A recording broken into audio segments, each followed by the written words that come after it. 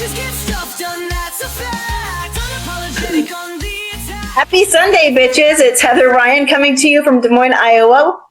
And Blythe Potter in Bargersville, Indiana. Oh my God, this is going to be an episode, isn't it? Yeah, the first one of 2026. And we're like almost exactly at 1 year of doing this. And we still can't figure the fuck out what we're doing. No, you're not wrong. I've been bumbling with this shit for like 40 minutes, trying to figure out how to do a live stream and record a podcast at the same time. Which we have done successfully before. And I'm not sure what has changed. Right. But it's been so long since we've done it. Yeah, it's been a long time. Exactly remember how we did it either. Like Same. which computer I was on or what phone I was on. All of the things. This is a great sign for 2024, right? It's going to be nothing but smooth sailing, right? All Except year, 2026. Right? Oh my God, I got the year wrong. Oh my God. Cheese and rice. So funny. Well, and we also haven't recorded in several weeks because of the holidays, and we were moving our shop, and I've been sick, you've been sick, my family's been sick. Like it's been nonstop chaos. It has been extra chaos. Absolutely. But yesterday, when Trump decided that he wants to start a war with Venezuela, we're like, we should probably go ahead and record, huh? So Yeah. That's what we'll start off on, is the invasion of a sovereign nation to disrupt their presidency and kidnap their president and first lady. Why can't someone do that to ours? Except for no one cares about Melania. She can stay. But I mean, ew. Yeah, to hear the talking points on it, I was listening to my morning shows this morning. George Stephanopoulos was asking Marco Rubio what gave them the permission to basically go into a sovereign nation and invade it and steal away their president and first lady. And he's like, well, he's a really bad president. He hurts the people. Everything he's ever done is for himself, not for the people. And I'm like, bitch, are we talking about Venezuela or United States? Because that's the criteria. Yes, so Marco Rubio did also say that we're not actually going to run Venezuela, although yesterday they said that we were going to run Venezuela. And just the idea that we're just going in to steal their oil, fucking disgusting. That means three Republican presidents, in the past three Republican presidents have all gone to war for oil. Yep. Fucking real. It's traumatizing. It's deja vu. It's obviously another distraction from the Epstein files. And I hate to give her credit where it's due, right? But Marjorie Taylor Greene, she predicted this. She said because he's irrelevant, because his poll numbers are dog shit, he's going to start more wars. You can expect to see more wars. And sure enough, bam. Yeah. First thing in the news. This goes back to his donor base too.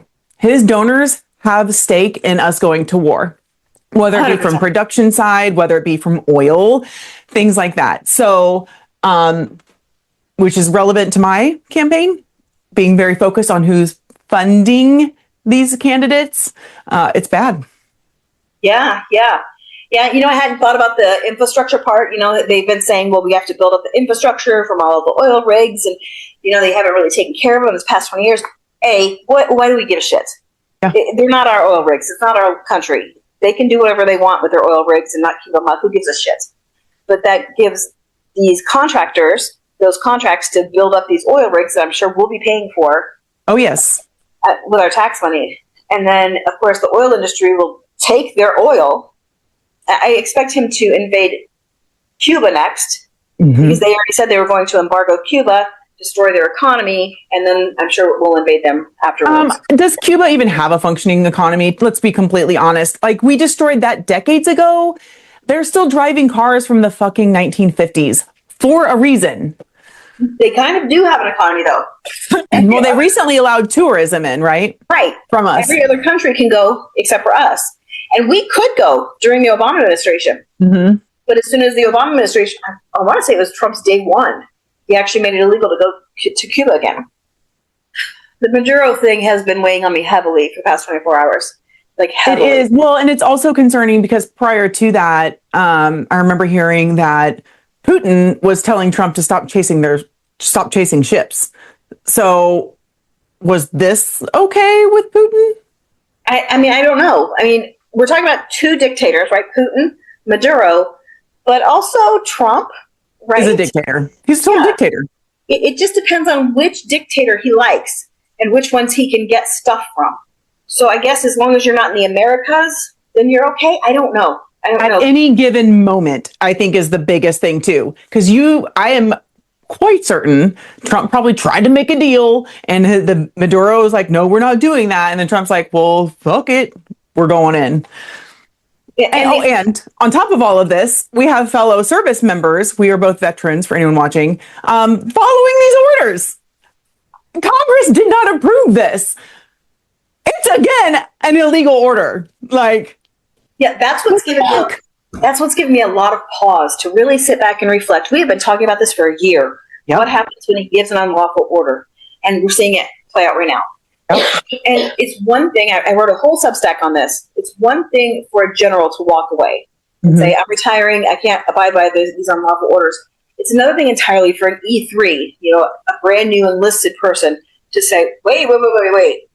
When it's the entire command following that unlawful order. So that E3 is booked. Yeah. Completely screwed. Because if they want to disobey the unlawful order, which is what they said they do in their oath, then they have to also disobey the unlawful order that everybody else is following. Yep. That could land them literally in the brig. Yeah. Or killed. Yeah. Let's be honest. I mean, that is the kind of thing, especially if it's a female. We know female soldiers and sailors, female service members it's not uncommon for that to happen. And for anyone who doesn't know, an E3 is basically like a brand new enlisted person, lowest on the ranking, peon, whatever, worker, right? Like a brand new employee. Yeah. And it's hard to speak up in that situation because you're in a contract with the military. You're in a contract with you are government property. You are absolutely government property. And that can wreck your family. It can wreck your living situation. It can wreck your friendships. It can wreck your unit. It can wreck so much and also be national news. Yeah, they really could find themselves in prison for 20 years. And then a dishonorable if not for life. Yeah. And a dishonorable discharge is the end of your life. I mean, you're not getting a good paying job with a dishonorable discharge. Potentially. It would be interesting, not that I want to experiment with it. It'd be interesting now with the way we have the ability to use social media like news, like independent news in any given moment, to be able to get public support on that if they were able to do that. But they could really make their lives very miserable, much like they're doing with survivors of the Epstein trafficking ring. It could be bad. We haven't talked. It's been so long that we've talked and done a podcast that we haven't even talked about all the Epstein files that have come out. Oh, yes. Right? All the newest stuff. It's been like almost 2 solid weeks, I think. Yeah. Yeah. We guest hosted on another podcast. Mm-hmm. So we recorded then, but we haven't recorded our own podcast in a couple of weeks. This is the longest stretch we've ever gone without recording. Yeah. Well, but it's the first time we've had this type of holiday come up in this process. So I'm not, it's sad, but I'm not mad about it. Like, it is nice to be able to step away and just be sick. And enjoy our families. It's worrisome. It's worrisome. And a lot of the news coverage, I just haven't been watching of it. I saw the first part of the video of the helicopters coming in at night. And I was like, no, I'm done. I don't have the capacity to watch this. Yeah, I was listening to NPR on the way home today, and they were talking about how many helicopters and planes there were. I don't remember the number right now, but it was so many. It was gigantic overkill. Like 150 planes, and they were all different kinds. So you got helicopters and planes and all kinds. Every kind of helicopter and plane you can imagine we had in Venezuela. Just this enormous show of force for no fucking reason. I can't even fathom what it cost us. I really can't. Are we sure it was only American people doing this? It was. This is what they said. It was the military and the FBI. And apparently when they arrested him, they read him his rights. That came straight from Marco Rubio. So Why does he have due process? But we don't. We don't. And none of our neighbors do, that they're just arresting and disappearing. The fuck? And this isn't even our country. We didn't arrest him on American soil, but he has due process rights. Does he have dual citizenship we don't know about? No. I don't think so. I never heard of anything like that. If he did, we would have heard about that by now. Yeah. I saw some speculation that there might be other countries involved. That's why I was asking about that. No, it's my knowledge. Because it's a war crime. You know, it goes against all of the rules of engagement. You can't just everything that we do is going against the rules. I mean, there's nothing. The boat strikes, like, have they followed any rules? No, not on this. Just moving the largest aircraft carrier in the world to right outside of Venezuela, creeping closer and closer by the day, and blowing up all these ships. There's no evidence. None of that is legal. I mean, we can't just invade their waters and their territories in the first place. But we did. We do whatever we want. Correct me if I'm wrong, but didn't Trump say he was going to get us out of the forever wars? Well, because he's the president of peace. Yeah. The peace guy. I mean, it's astonishing. It's astonishing. And now I did have some MAGA comment like, well, you all said no kings. We took out a dictator. Now you're mad. I'm like, I don't think you realize that when we said no kings, we didn't mean like sneak in the middle of the night and steal them from their country. Like that was never part of that plan. Also, we're talking about America. So like, what the fuck? That seems to be their talking point right now. When you said no kings, do you just love dictators? I've gotten that too on some of my stuff. Yeah. And I don't think we need a king or a dictator. I believe in democracy. What's wrong with that? I believe in for the people, by the people. Speaking of trolls on the internet, maybe we should take a break and then I have a follow-up. Okay. Bitches Get Stuff Done, the podcast, is brought to you in part by Fight Like a Bitch, a guide to fighting fascism with guerrilla activism. Available now at the website bitchesgetstuffdone.org. Bitches Get Stuff Done is brought to you in part by Blythe Potter, seeking the Democratic nomination for Indiana's Secretary of State in 2026. Blythe wants to increase voter turnout as well as voter registration and use the NBiz website to help share and teach sustainable business practices for the business leaders in Indiana and bring boring back to the Secretary of State's office. Blythe needs to raise about $10,000 a month to try to flip Indiana's Secretary of State office blue. And remember, turning a red state blue benefits the entire country, even if you can't vote for us. To donate, visit BlythePotter.com. Paid for and authorized by Friends of Blythe Potter. Use of military rank titles or photographs in uniform does not imply endorsement by the Department of the U.S. Army or Army Reserves or the Department of Defense. Bitches get stuff done, that's a fact. Unapologetic on the attack.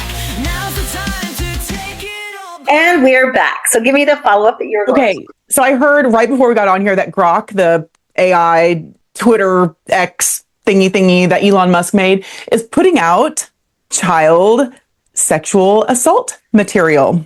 I heard that too. Yeah. Now, is it Grok that's putting it out, or they're just allowing it? I heard it was Grok, but I will tell you that's the end of what I heard because it was just a quick clip. I was trying to get caught up on what's happening before we did this. That's a really good question. I will research that while we ponder it. Yeah, I heard that it was AI created child, and I didn't put together that could just be Grok putting it together. Okay. Oh, Let's say that was 2 days ago. Why am I just now hearing about this? Because I'm out of the loop. Indiana, someone in Indiana was arrested for it. Oh, for Not putting yet. that out, Audra? For creating it with Grok? Okay, so according to Reuters, on January 3rd, it's the 4th that we're recording this, Elon Musk's Grok AI floods X with sexualized photos of women and minors. It says that Elon Musk's Grok is generating sexual images of women and minors. Politicians in France ask prosecutors to investigate. India demands answers. Of course, not our own government. And Audra is saying that, yes, someone in Indiana was arrested for creating it, which is fucking horrible. Experts have long warned Grok owner XAI about potential misuses of AI-generated content. No fucking shit. Now, remind me if I'm incorrect. Weren't all the Republicans the one that were super concerned about child porn and It's all about the children. right? And aren't they also the ones that continue to get in trouble for this Every time. and arrested like a lot? Like, Every a time. lot. And I'm not saying there are no Democrats that are free from fault, because we all know Bill Clinton is sketchy AF in those photos. He needs held accountable too, just to cover our bases. Anybody, regardless of political affiliation. That being said, Bill Clinton is the one who said, really, bitches, release everything you have on me. You haven't heard anybody else say that. Correct. Yeah, we kind of wandered off topic there with Maduro. But We did. Yeah, that's okay. We didn't talk about the Jeffrey Epstein stuff in a long time. And the retractions that they did after they released stuff, and then they retracted it, and then they released it again. And They can get nothing right. I don't know what to make of it. Is it somebody like releasing it, and then they're like, oh, maybe we shouldn't have because we're incompetent, we shouldn't have. Or is it someone intentionally releasing it so that people see it, and then people in the administration retract it? So it's an oopsie, but not really an oopsie? I don't know. It's an excellent question to pose, but his cabinet is filled with people they're not qualified for this. And I'm not saying I would do a better job, but if I'm being told to redact things and then release it, I could manage that. There's parts that were redacted by another part of the government that they just put up online, and you could copy and paste it into a Word doc, and it would show what it said. But they didn't even take the time to make sure that it was redacted correctly. So yes, true, they did not personally redact it, but they didn't take the time to make sure that it was properly redacted, so it all comes back on them. Yeah. Well, and they fired so many people initially too, like hundreds of lawyers and people like that who would have usually been like kind of a go-between, right? If you're going to do this, it needs to be approved by the attorneys or whomever's. Like, there are people in charge of this that aren't like Pam Well, I mean, Bondi. that's assuming that those attorneys would allow them to redact everything they redacted, Yeah, right? that's So true. surely, a lot of that stuff does not need to be redacted. They're just protecting their own people. Yeah, unless they're protecting the survivors, They're not. nothing should be redacted. Which again is what Marjorie Taylor Greene said. She said that he personally told her that his friends would be hurt if she read out the names on the congressional floor. That's why he was so. Did you read that article? No. Oh my God, it was huge. It was long. It took me like forever to read it. And I'm a slow reader, but this article was long. It was by the New York Times. It was about Marjorie Taylor Greene. I am not a fan.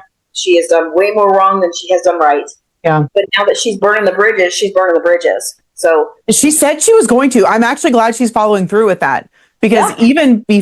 that was before the election too, that she's been making threats like to burn these bridges. I think this was like 2024. she was during 2024 election. She was like on the side of the victims, I believe, but she wasn't burning that bridge until recently. Yeah, she but was she still on the threatened campaign to. trail with Trump all the way up until he was inaugurated. On the 20th, he was inaugurated. By the 27th, they were having falling outs. Yeah. But she was still kissing his ass up until maybe October-ish. Yeah. She said she was going to read the names on the floor with the discharge petition, and she had stood by that discharge petition and said she would never, ever, ever take her name off of it.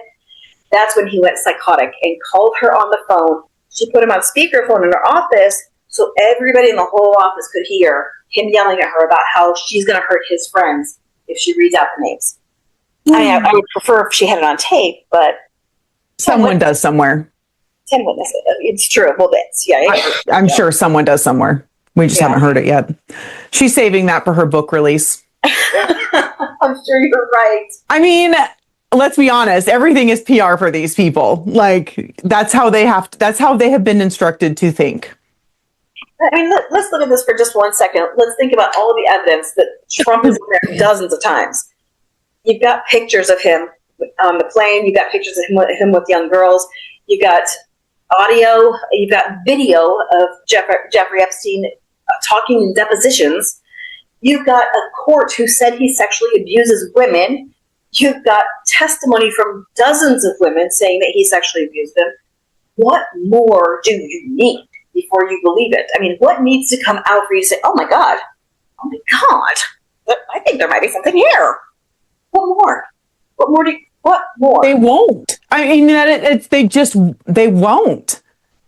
Unless he like walks in and like unalives someone in in their families, like, which they would probably still try to justify, like, oh well, they weren't a supporter anyway. Like, they just won't. I mean, it's like Germany, 1930s and 40s. I think it was Megyn Kelly who said, well, like a 14-year-old isn't the same as like an 8-year-old. So No, but like, they're still a child, so go fuck yourself, Well, Megan that's still Kelly. a child. I mean, Yeah. they're in ninth grade. That's still a child. Yeah. It's always sickening when women stick up for toxic men like that. And in any capacity, whether it be this or something else, like, stop justifying this shit. Like, that's the problem. That's the only thing I respect out of Marjorie Taylor Greene is that she didn't justify it at the end. She did justify it all the way up until the end, though. All the way up until the end. She had to have known. And this whole, I was so naive. That's just her being a victim. Yeah. She wasn't so naive that I was naive, so I chased around this kid who survived a mass shooting at his high school, calling him names. I was so naive. No, bitch. No, bitch. You weren't. No, she's definitely not a good human being.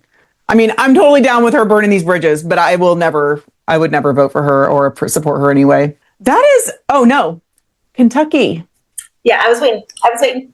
So if you haven't read this article, it's all over the news right now, especially in Kentucky. And I used to live in Kentucky, so that's probably why I still get their news feed.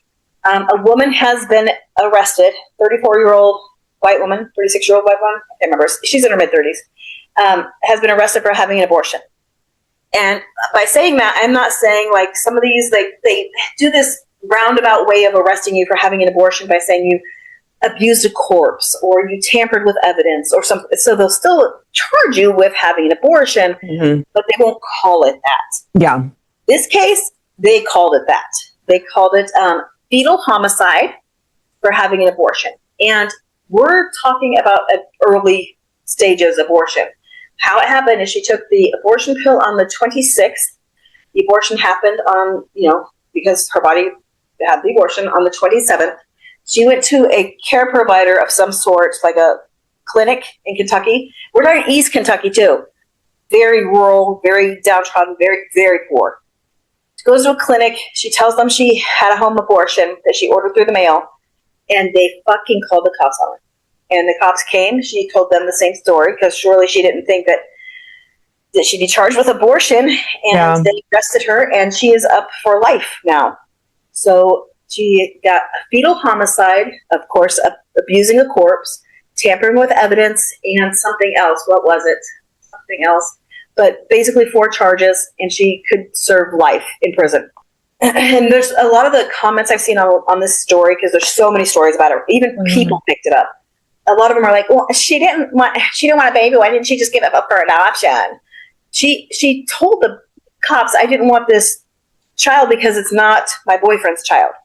But you know what? It doesn't fucking matter why she wanted it. It doesn't matter. It's none of my fucking business. It doesn't matter why she wanted it. It doesn't matter. Kentucky has one of the highest maternal mortality rates and is 47th in the nation for poverty. As in 46 other states are better than them with fewer poverty cases.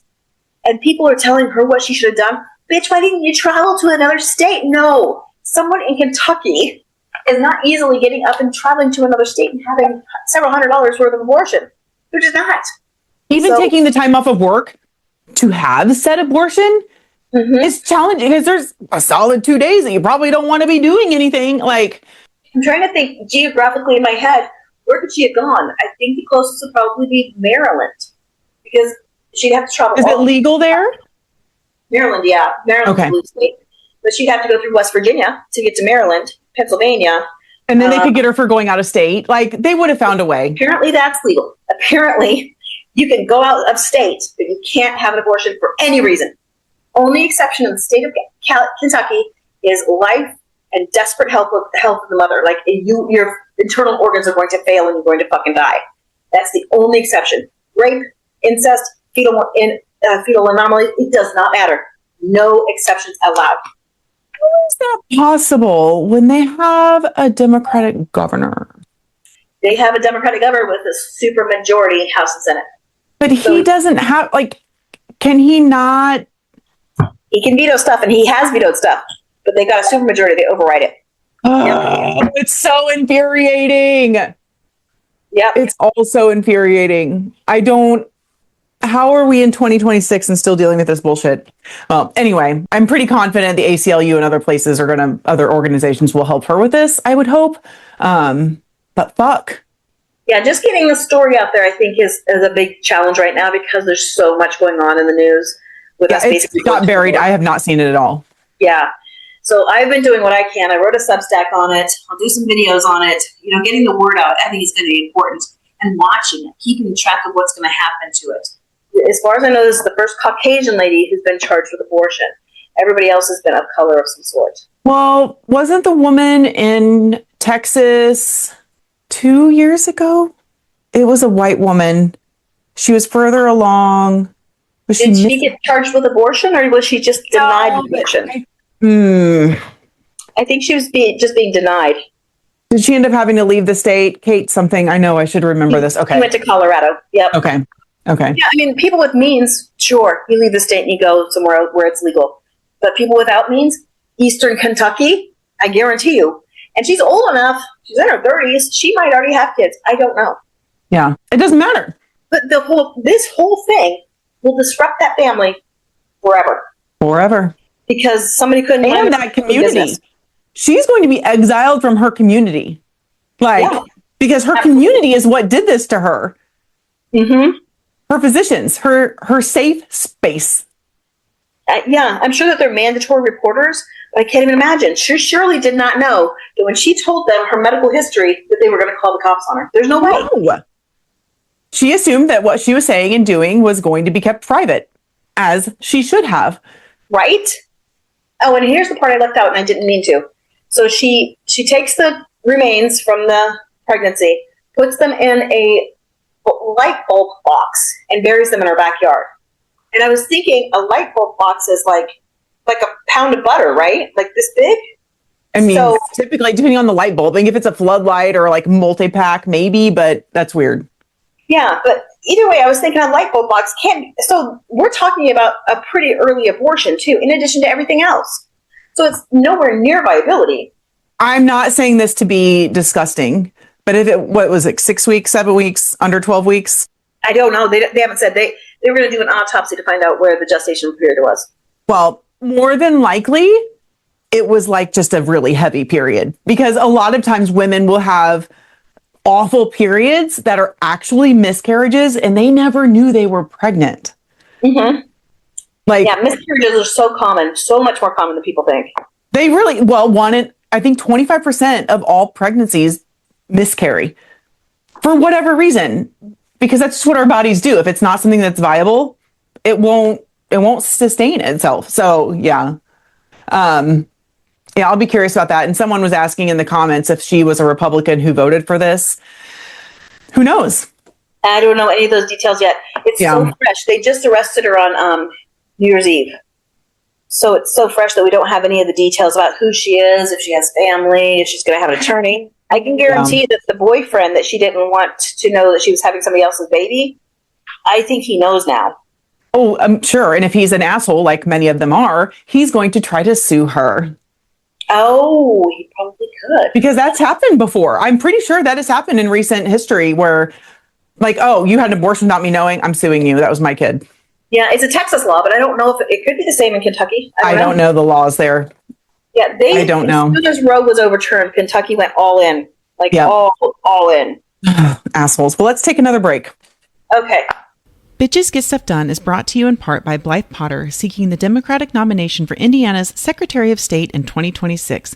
Blythe wants to increase voter turnout as well as voter registration and use the NBiz website to help share and teach sustainable business practices for the business leaders in Indiana and bring boring back to the Secretary of State's office. Blythe needs to raise about $10,000 a month to try to flip Indiana's Secretary of State office blue. And remember, turning a red state blue benefits the entire country, even if you can't vote for us. To donate, visit BlythePotter.com. Paid for and authorized by Friends of Blythe Potter. Use of military rank titles or photographs in uniform does not imply endorsement by the Department of the U.S. Army or Army Reserves or the Department of Defense.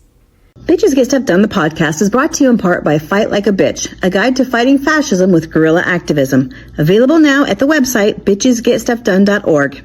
Being nice, that's a trap. Bitches get stuff done, that's a fact. Unapologetic on the attack. Okay, we're back with local news. Yes. I have been waiting for this part. I can't wait. Did you hear that Iowa Senate District 16, West Des Moines, had a gigantic Democratic win? Yay! Yes, I did see that. It made national news. So, I saw it on your YouTube, but I was very excited because I totally forgot that December 30th was your election. why would you remember? It's such an awful day. Well, true. It was intentional. Kim Reynolds had 40 days to put together this election. So you have to give 40 days notice before you have a special election. She put like 84 days intentionally to have it right in between the holidays so that there'd be a low voter turnout and potentially flip that Democratic seat to Republican. Yeah. But instead, she won by like 72%, like 72 to 24. There were a handful of, other votes, but wow. And Wow. Black female? Yes. Yes. First First Black Black female. Yep. In the Iowa Senate in history. Yes. Yeah. I remember that. I was on the Foolish Optimist podcast a few days ago, and we were talking about that. And I was like, yeah. So I was pretty pumped. It's hard to believe. We're in 2026, and we just now have a Black female in the Iowa Senate. What the hell? Wow. Yeah. We have a Black female, Senator Hunley. Yeah. She might be our only, I think she's our, no. We have Black female representation. Not in my legislators, not like people who govern me, but yeah, we do. So, We have Black women in our Iowa House, the Okay. Iowa House of Representatives, but not in the Senate. Now we do. Yay! I'm super excited. That's very encouraging. And session And starts- how is your race that you're working with going? The governor's race. Yes, so I am working actively with Julie Stouch, and she's cutting more videos now, getting her name out there more. There's so many people that were like, "Oh, I didn't even know I had a choice between Rob Sand and anybody else." So it's it's slow and steady, but hopefully we're going to get her name out there like in a big way. She's she's just not super savvy with video, which I think can be charming because neither was Rob. So, he just comes off to me, this is me, sour grapes, so he just comes off to me as really fake. And I like Julie. She's progressive. She's not fake. You get what you see. Yeah. Well, and I think there is a big push, particularly for people who aren't usually engaged in politics or maybe non-voters and the younger population who just want to see humanity represented in their candidates. And I think particularly if she's willing to embrace that and be like, I'm learning this as I go. I'm very well qualified to do this, but I'm not a content creator. So I'm learning as it's just, yeah, it makes her more normal and more relatable because not everyone's comfortable doing this. And it took me a lot of time to get comfortable with this. I remember in 2014 or 2015, my old employer tried to get me to make a YouTube video about skincare. Like I started crying. I was so upset. They had me against a wall with a camera. I'm like, I don't want to do this. I'm not comfortable with this. Like tears. And now I'm like, every 5 seconds with anyone watching and I don't care. I haven't gotten to the point where I make content in front of people. I haven't gotten there yet. I have had to, because sometimes, particularly for the campaign or it's just time sensitive enough that I'll have to do it with Michael sitting there or Violet, and it's not ideal. I don't love it. Family, yeah, sure, of course. I meant like other people. Family doesn't count. Well, it's like not everyone will even go to the bathroom with their partners. Obviously, that's not me, but I would sooner go to the bathroom in front of my husband than record content. Once upon a time, it's gotten easier, and I still prefer to do it in private if I can. But yeah, it's weird. Well, I do so many characters. Like I was just doing Travel and Tammy before we started recording our podcast, and Travel and Tammy of Gypsy Tours. And then I, go around the state of Iowa talking about how like awful our water is, or one of them was particularly the bridge. This bridge, it's so rickety. Our infrastructure is the worst in the nation. So when I've got the wig on and the get up and the go, oh my God, it's like, I think the kids are usually mortified by it if they see me in public. Oh God, it's Mom doing Kim Reynolds again. I love it so much. I guess I do content with people around because I do Kim Reynolds. It counts, right? Yeah, but it's not. I think it's also different when it's not like you. Does that make sense? Like Yeah. we know it's you, but the public may not. I don't know. It's just, I think it's situational and it's weird, but I think it's charming that she's willing to do it. And I love that you're working with her because I really want to see her win so Oh my bad. God. Yes. Yes. I want to see her win. I obviously it doesn't affect me. Well, it does. It does. Having a blue governor in a red state helps other blues or red states. Like it really does. It does. Yeah, I think, yeah, and my God, how far the Republicans have driven Iowa into the ground over the past 10 years of having a supermajority or the trifecta. Insane. And if Yeah. you have a blue Democrat or if you have a Democratic governor, at least they can squelch some of the awful the Republicans are trying to do. The one thing that really appeals to me about Julie is that she's hopeful. Mhm. There is the other candidate will only say, well, if I get in, I'll just have to veto a lot of stuff. Yeah. But I'm still going to have the same House and Senate. Bitch, you don't have to. You can help the House and Senate turn blue too. Yeah. You just got to work. He doesn't do any of that. It's just so negative It's energy. frustrating. Yes. Oh my Yeah. God. Well, and that's the It is. same with my race. You know, our races are very the same, both statewide races. I'm going up against a legacy with millions of dollars, sketchy ass donors. He's perfectly nice to your face, but it's going to be a completely different type of politician. Like, it just will. It will be. So I'm glad she's doing it. Yeah. Yeah. I'm glad to be working with exciting. her. I'm glad to be helping her put together some of the videos that we can make and, smush the pieces together and show her how it's done and everything. We By need the to get time her she's done- on this podcast again. Oh, you're right. Absolutely. Especially like we should probably try to do that like once a month leading up to May. That's a good point. Yeah. Yeah. Our primary is in June, but yes, I get your point. Okay. Well, okay, then leading up to June. So that's fun. Well, June what? Second, I believe. So That's amazing because my convention is June 6th. So we both have some big shit happening over the next 6 months. yeah. Yee. So anyway, I'm going to segue to Indiana unless you're not done with Iowa. I have one more thing. Okay, go for it. More thing. Blowing the Whistleville in Mitchellville has become its own thing. People have been noticing me at Menards. I was in Menards in the nuts and bolts section, and this guy's like, "Are you the Mitchellville reporter lady?" I never knew what to say because Mitchellville's pretty red. I was like, "Yeah, that's me." He's like, "You're funny. You're hilarious." I love it. You've got to start like when people come up to you, be like, can I just pause you real quick and record this interaction? You've got to like start getting some of that. I love that so much. It is so funny. And so now I've got all these episodes of Blowing the Whistleville and Mitchellville that I have to put together. I spent New Year's Eve and New Year's Day writing 7 more episodes. It's just so much. And all these wigs right here, you can see all these wigs, they're all slated for filming today. So I that's love some it. Characters, and it's just gotten crazier. It hasn't settled down at all. It's gotten worse and worse and worse and worse. Anyway, that was it. That's perfect. To end on Mitchellville. Okay, go on. No, I'm glad. I mean, I'm not glad that it's getting worse, but like that's going to be pretty epic. And people have been commenting or messaging me saying, "You got to do my town next."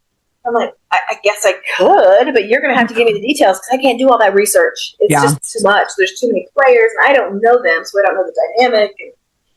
So who knows? I might have my own, what did you call it, vertical drama series going. Yes, I know, right? I love it. It's taking off like crazy, and that was your idea.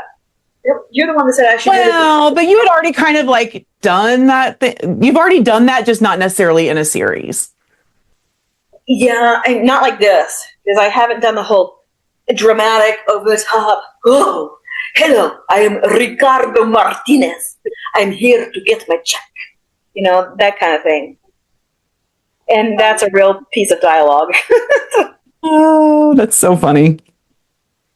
I love it. There was something else I was gonna. Okay, I have a surprise for you. Okay. I got $100,000 donor. Yeah. At the front door. Yep. Oh There, my- I got so lucky a few months ago. I met this amazing woman who has some generational wealth, but she's also a philanthropist. She's part of the activist organizers in Southern Indiana. And she was my first $10,000 donor. And she agreed to, she's hosting a house party for me in a few months, but she also agreed to donate $100,000. So at the end of the filing, I am now officially, in the eyes of the Democratic Party and the elites, a viable candidate. Oh my dog. Yeah. Huge, Oh huge, my God. huge fucking deal. So we actually have, I can pay for my staff through November now. I know. Oh my God. It's amazing. And she's not like a toxic piece of crap person.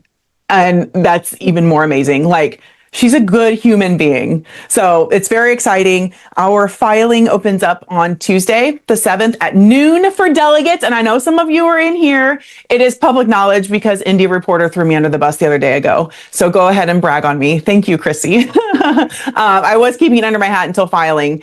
But Indie Reporter released her home address. I was like, I'm proud of this, but maybe not dox her. Like, you're not doing this to the other person's donors, like idiots. So from January 7th through February 6th, both at noon, our filing deadline. So we're in it. It's like 4 and 5 days a week on the campaign trail, sometimes 6 days with multiple events for the next 5 weeks. And it's chaos, but it's really exciting. Yeah, no shit. Holy Yeah. cow. It's good. It's good. I've got a good solid team. There's 4 people working with me, a Black male veteran, as the son of an immigrant family, another female, 2 females, one is biracial. Like, it's very cool. So It's a melting pot, just like the country. It is, and their perspectives are unique. It's really cool. So it's a big deal, but it's like getting real. Like, the anxiety I have felt trying to get all these things done, but also knowing it is go time. Go time. Yeah, time is not your friend. It is not my friend. So yeah. Actually, that's exactly what I told Julie yesterday. We gotta start cutting more videos, man. Time is not your friend. Yeah. And Mitchellville may have to take a little bit of a back seat for her stuff soon. 100%. Yes, I'm Yeah. trying to cram out all the Mitchellville that I can right now. After I get off of here, I'm doing nothing but changing my costumes and recording my scenes and then trying to edit it together. I can't wait to watch it. There's so much. I'm on episode 5 right now in like the series that's been published. And right now they have like 2 or 3 different storylines. No, they're going to be 1 minute and they're going to be one Yeah. storyline every single episode because it's just so much easier to do that way. Just focus on just a couple of different characters and then put out a video, character, video. Yeah. Otherwise, it's just, oh my God, it's a lot of work. I think it'll be good. And with the time constraints you're on, eventually you can do it longer. Like, you might get a new set of audiences by doing that. So I think it'll be good. Yeah, it's crazy. Nobody knew me in Mitchellville before, but when I went, you saw my latest one, right? Where I was the pretend reporter. Yes. This week in Mitchellville. Oh my God. We could not film that without people stopping their truck in the middle of Main Street saying, hey, y'all bitches, get stuff done. Yeah, I am. One of them stopped and I said, hey, because I was doing the reporter gig, right? And they're like, who you being today? I was like, well, actually, I'm doing it myself. And they're like, oh, okay, I get it. Hey, do you want to be on camera? Can I do a man on the street question for you? They're, no, I don't do that. But it's like I'm a superstar in Mitchellville. You are. It's amazing. I mean, honestly, me coming across you now almost 2 years ago, because that was 2024, is part of the reason I feel comfortable doing this, because Indiana and Iowa are not that different. Like, right? We're neck and neck on one of the worst places to live on the planet. So certainly the country. That's a little dramatic, I understand, but yeah. Well, we have the worst water in the country, and I saw a It's report bad. that said anywhere. We have the worst water of anywhere in the world because they're so high on phosphates and so filthy. So I would say Gross. that constitutes us being one of the worst places to live. Yeah, absolutely. So that's all I've got. There's nothing else going on, so I don't know. Yeah, there's not much happening at all. And I just want to say the obvious is that Maduro being kidnapped in his home in Venezuela by our president is a distraction from the Epstein files, 100%. Yeah, I just absolutely. want to state the obvious. This is where I stand. And unless I really don't think we're ever going to see the full Epstein files because there just are powerful people that don't want them out. Yeah. I don't think anybody believe them that doesn't already believe them. or B, I don't think we'll ever actually see him anyway, which is what I've always said. But Yeah. Yeah. Absolutely.